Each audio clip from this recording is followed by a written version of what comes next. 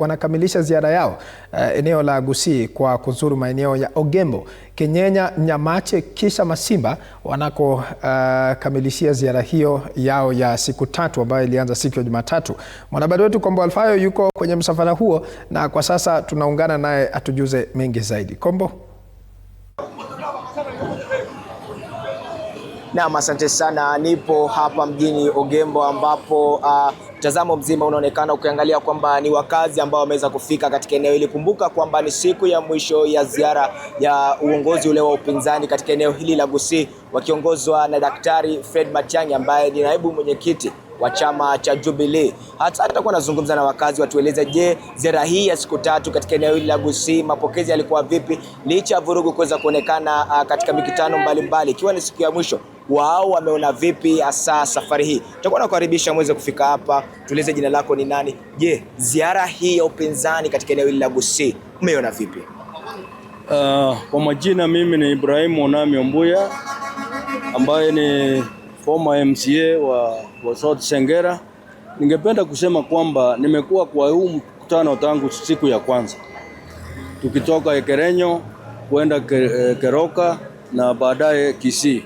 Jana tumekuwa Nyamira, kote kule Marani, Suneka na Nyamarambe.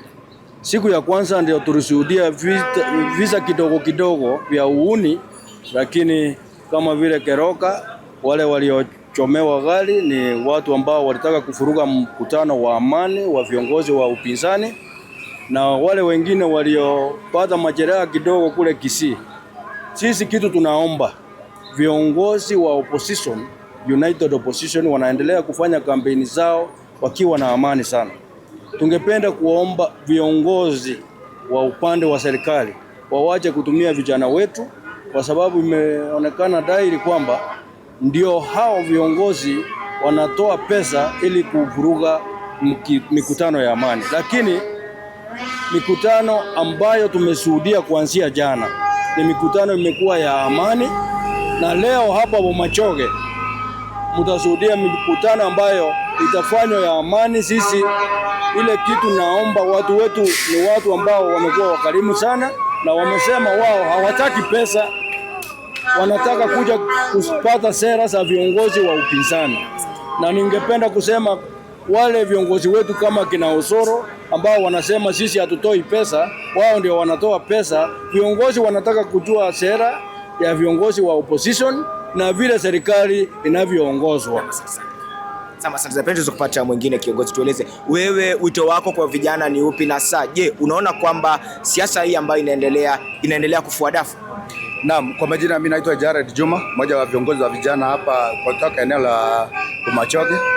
Nataka kusema ni asante kwa vijana ambao wamejitokeza na watu wetu wa Kisii kuja kuangalia na kusimamia kiongozi wao Daktari Fred Matiang'i ambaye tunamtarajia kuwa rais mtarajiwa wa 6.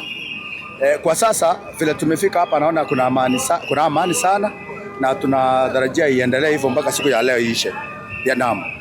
Asante sana. Pendo kupata na huyu. Je, unaona kwamba wakati huu wito wako ni upi kwa vijana, hasa wakati kampeni hizi zinaendelea na tunaona kwamba upinzani upo katika eneo hili?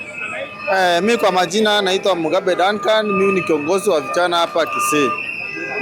Leo tuko hapa Ogembo, hapa Bomachoge chache na Bomachoge Borabu, alafu tuenda Bobasi. Sisi tunashukuru security hapa Ogembo imekaa sawa, vijana wako sawa. Hii kutangu tuanze hii kitu Monday, kila kitu iko sawa.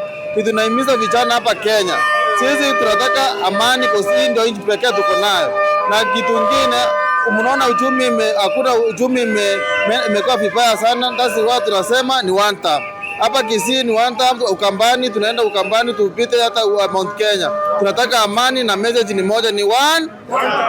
Naam, asante sana. Kama ulivyoweza kusikia kwamba ni kauli za wakazi katika eneo hili. Kwa kweli wakazi wameweza kujaa katika eneo hili. Kumbuka kwamba kampeni hizi au ziara hii ya wana Kenya wana upinzani watakuwa hapa katika eneo la Ugembo hasa wakati huu, na baadaye watakuwa wanaelekea Kenyenya kisha Nyamache na maeneo mengine katika kaunti hii ya Kisii. Sina la ziada, kumbuka kwamba ni siku ya mwisho. Jina langu ni Kombo Alfayo kutoka eneo hili la Ugembo, kwako studioni. Tigiza kitole, tigiza kitole. Na asante sana.